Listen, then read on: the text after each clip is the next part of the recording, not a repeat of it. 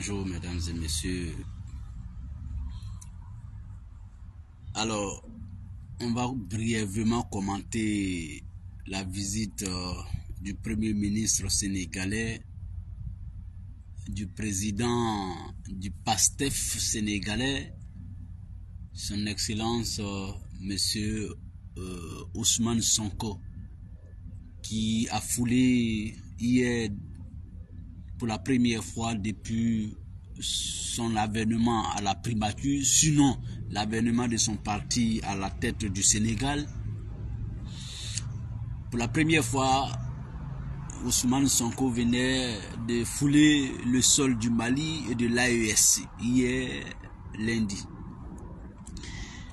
Nous avons écouté ses premiers mots aux sorties des différentes audiences que Assimi et le Premier ministre Choguel Maïga ont bien voulu lui accorder. Il a dit en substance, sortons de l'émotion. C'est le mot qui, en tout cas, fait couler beaucoup d'encre et de salive, ou va faire couler beaucoup d'encre et de salive. Il a dit entre autres, je dis bien entre autres, que, il a dit, je cite entre autres, la CEDEAO est notre outil commun. Il faut que vous sortez de l'émotion. Je n'ai jamais pris d'engagement, ni avant ni après, que le Sénégal rentrerait dans l'AES. Je vous demande de sortir de l'émotion.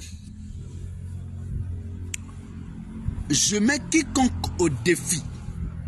Donc il nous met au défi de me présenter une seule déclaration de moi qui annonçait mon adhésion à l'Alliance des États du Sahel, l'AES. Le panafricanisme est trop sérieux pour faire des amalgames. Fin de citation. Alors, objectivement parlant, est-ce qu'il a menti? Est-ce qu'il a dit vrai? Pour la forme, on peut moi je me suis juste donné quelques commentaires sur la forme de sa déclaration et de sa posture. Je l'ai je l'ai vu un peu tremblotant. J'ai trouvé un Ousmane Sonko avec beaucoup de balbutiements, mais pour moi, il n'a pas été ambigu dans sa déclaration. Je dis bien, pour moi, il n'a pas été ambigu dans sa déclaration. Parce que qu'est-ce que c'est que l'ambiguïté dans une telle déclaration? C'est-à-dire, il n'a pas été clair. Mais pour moi, quand il dit déjà que la CEDEAO est notre outil commun et que je n'ai jamais pris d'engagement que je rentrerai dans l'AES. Et nous, il va même jusqu'à nous mettre au défi de sortir une déclaration. Mais nous sommes à la recherche de ces différentes déclarations. Mais ce que je sais de Ousmane Sonko, c'est qu'effectivement, quand il était engagé contre Macky Sall, qui voulait vraiment coûte que coûte en découdre avec Macky Sall et puis prendre les rênes du pouvoir d'État au Sénégal en tant que président du PASTEF, Ousmane Sonko clairement a dit que le Sénégal envisagerait en tout cas à voir s'il y a une possibilité, enfin, à voir s'il devrait sortir de du franc CFA ou bien reformer le franc CFA. Et même la CEDEAO, ils allaient se battre à ce qu'on apporte des réformes approfondies au niveau de la CEDEAO. Mais je n'ai jamais entendu qu'ils sortiraient de la CEDEAO. Voilà. Donc, honnêtement, ces derniers jours, on tape sur eux parce que moi, c'est que jusqu'à aujourd'hui, c'est que moi, j'attends de Ousmane Sonko, c'est envoyer des troupes sénégalais au Mali. Cette déclaration, je l'ai entendue de Ousmane Sonko. que dès qu'eux ils arrivaient au pouvoir, qu'ils enverraient des troupes au Mali pour soutenir nos frères maliens. Moi, j'attends ça encore de Ousmane Sonko. Voilà. Mais à part ça, moi, je ne reproche rien pour l'instant à Ousmane Sonko. Mais ce que je peux dire aux uns et aux autres, ne l'oublions pas, j'ai même dit ça dans mon commentaire tout à l'heure, que moi, j'estime que Ousmane Sonko et Diomaye Faye sont arrivés à la tête du Sénégal par un deal france-africain. Bon, d'autres sont en train de me dire, c'est faux, non. Ceux-là, ils étaient en prison. Ils sont sortis de la prison à 2 semaines de la présidentielle pour venir faire campagne et puis ils ont gagné. Si c'est pas deal, vous avez vu ça où? C'est-à-dire le parti au pouvoir, c'est très bien que ceux qui sont en prison là, même s'ils les sortent à la veille des élections, ils vont gagner. Et puis le parti au pouvoir les sort 2 semaines et puis ils gagnent les élections. Ça, c'est un deal qui fait ça. Quand les gens pensent que quand on dit deal, c'est forcément se dédier ou bien... Non, deal, c'est tu donnes ça, je donne ça. Tu paies ça, je paie ça. Pour qu'on puisse s'attendre sur notre désaccord pour arriver à un résultat qui, plus ou moins, est brinque-ballante, plus ou moins m'arrange, t'arrange, te dérange, me dérange. C'est ça un deal. Donc, comprenez tout simplement ça. Et on va voir clairement là, dans la démarche de Sonko et de Bassirou Diomaye Diakhar Faye que c'est un deal qui les a envoyés au pouvoir.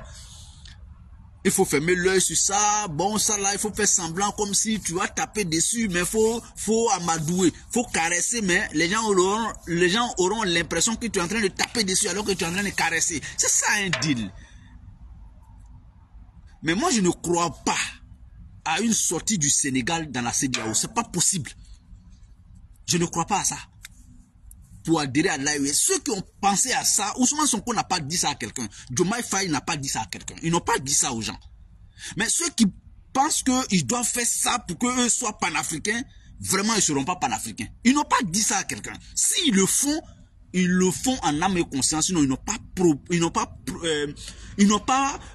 promis ça à quelqu'un. Moi, je les attends sur le cas de franc CFA, l'envoi des troupes au Mali. À part ça là, pour l'instant, moi je les suis de près. Et puis moi je vais dire, c'est par là que je vais terminer. Moi, je suis déçu de la CEDEAO. Ça, je le dis, mais je crois à ce qu'on peut aller à une profonde réforme pour garder la CEDEAO. Parce que ceux qui ont détruit la CEDEAO, qu'on voit aujourd'hui, les Alassane Ouattara et autres, ils vont partir. Regardez, Macky Sall, il n'y a même pas 1 an, il était dans la CEDEAO. Il n'y a même pas 6 mois, il était dans la CEDEAO. Il ne prenait même pas au débat, mais il n'est plus là. Donc, ils vont passer. Mais pour le grand bonheur du peuple de la sous-région, de la CEDEAO, on peut reformer la CEDEAO. On peut changer la CEDEAO. Voilà. Mais ceux qui ont la volonté d'apporter quelque chose à la CEDEAO, de reformer la CEDEAO, je pense que Sonko nous a montré que lui, il a la volonté. Ben, il est au pied du mur maintenant, observons-le. Je suis déçu de la CEDEAO actuelle, mais moi, je n'encourage pas nos pays de détruire notre organisation sous-régionale. Parce que ceux qui gouvernent aujourd'hui, ce n'est pas eux qui ont créé la CEDEAO. On peut se battre dans la CEDEAO pour apporter quelque chose. Et moi, je suis pour le maintien de l'AES, mais dans la CEDEAO. Ça, c'est ma conviction, ça, c'est ce que je pense. Parce que ceux qui ont créé l'AES aujourd'hui, ils vont aussi passer. Mais est-ce qu'ils ont une garantie que quand on va sortir d'un régime militaire ou autre, quel sera l'engagement des uns et des autres qui prendront demain le pouvoir? J'ai dit, on peut faire organisation dans organisation sans porter coup à l'organisation existante. Ça, c'est moi, ma vision. Ça veut dire, je croyais à quoi? L'AES serait un instrument puissant dans la CEDEAO pour apporter des réformes. Parce que quand vous êtes déjà 3 bien solides, et puis chaque conclave ou bien chaque conférence de la CEDEAO, chaque réunion de la CEDEAO, vous déjà avant de partir, vous êtes déjà un bloc. Donc, vous vous battez au sein de cette CEDEAO pour apporter des réformes. Moi, c'est à ça que je crois. Je respecte ceux qui ont créé l'AES. Je respecte l'AES. Je soutiens même d'ailleurs l'AES dans leur lutte pour contre le terrorisme. Ça, il faut le dire. Je ne vais pas m'amuser à ça. Je les encourage, je les soutiens dans leur lutte contre les ennemis de nos peuples. Mais je les encourage à ne pas porter coup à l'organisation qui est en place. Nos peuples ont vécu pendant longtemps, on a déjà des habitudes. Donc il faut tenir compte de ces habitudes. On a déjà des liens. Il faut tenir compte de ces liens. Il ne faut pas se disperser. Sonko l'a dit. Le panafricanisme aussi, c'est de se battre pour qu'on reste ensemble. Et moi, je crois à ça. Voilà. Mesdames et messieurs, c'était votre matinale du jour. Portez-vous bien, à très bientôt. Demain, je serai en vacances, je serai en congé, je vais me reposer un peu. Allez, portez-vous bien. Ciao, ciao. Voilà.